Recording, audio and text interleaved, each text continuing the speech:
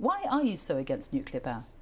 Because it's simply not a solution that can be fast enough to get us out of the energy crisis that we face right now. Take Hinkley C, for example, the nuclear energy plant that's being built in Somerset right now. It's massively over budget and it's massively late, about 10 years late.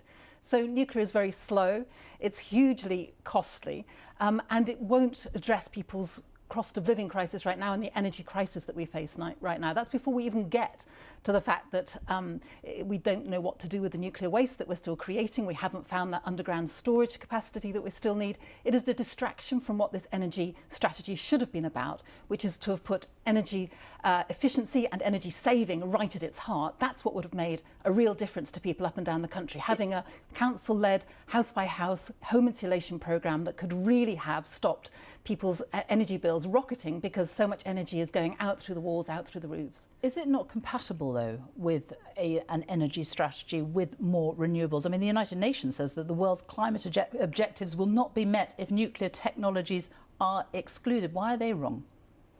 There are plenty of other academic studies that will show how you can reach net zero fast without using nuclear. As I say, here in the UK, more nuclear power stations would take between 10 and 15 years to come on stream.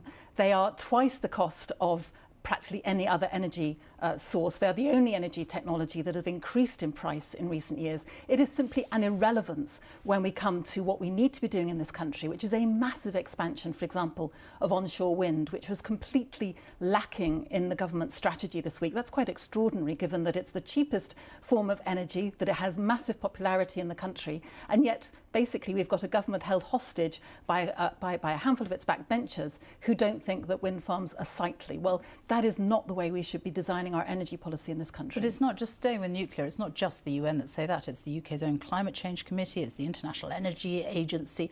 France gets so much of its energy, electricity from nuclear, 70% of it. They've managed to cap their bills at 4%. But it has cost them a fortune. Yes, they've been doing it for a long time. But right now, if you look at where the UK is, we don't need to use nuclear energy. And it's not just me saying that. There are plenty of academic studies that will say that. The Climate Change Committee, as you mentioned, yes, one of their scenarios does foresee a lot more nuclear, but other scenarios don't. And in fact, no scenario sees 8 new nuclear power stations, which is what the government is suggesting. Let's just